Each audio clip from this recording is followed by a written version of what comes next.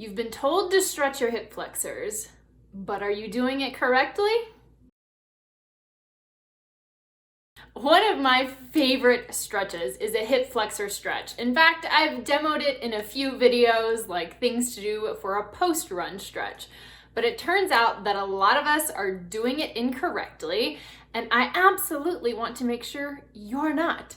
So today I have a mobility expert here to explain why it matters and what you need to adjust to be getting the most out of the time that you are spending working on those hips. Take it away, Matt. What's up, everyone in the Virtual Run Club? My name is Coach Matt Pippin, and I'm so excited to be here today to share a mobility exercise that targets a very important area for all you runners, the hips. Now, mobility training has a ton of definitions depending on who you talk to, but I like to define it as joint training. In my experience, it has been the most simple and effective way to decrease aches, pains, and tightness, mitigate injuries, and increase sports performance.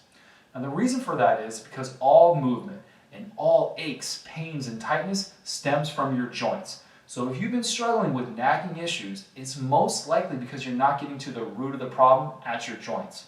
The exercise I'm going to show you today is super quick and easy and can be done before or after running and even on strength training days. All right, guys, let's get moving. So we're going to attack the hip flexors, also known as the psoas muscle. And so anyone who ever ran or has gotten up out of a chair, you felt this deep tightness right here. And so we've all kind of done this stretch before where you get on one knee and you start to drive forward and you really open this up. It's an okay stretch, but it's kind of incomplete. If we look at where the psoas inserts, it's on your lower back, so we got to involve our spine a little bit. And then once we get into this stretch, we're going to apply a concept called stretch and strengthen. And that's really where the magic is, and that's the point I want you guys to get today.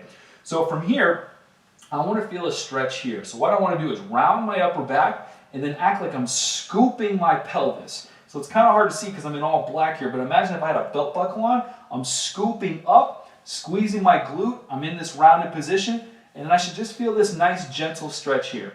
Think like on a scale of 1 to 10, 1 you feel nothing, 10 you feel like something's going to rip. You want to be like a 5. So if I'm sitting here, I should just feel this nice gentle stretch, and we'll hold that for about 30 seconds.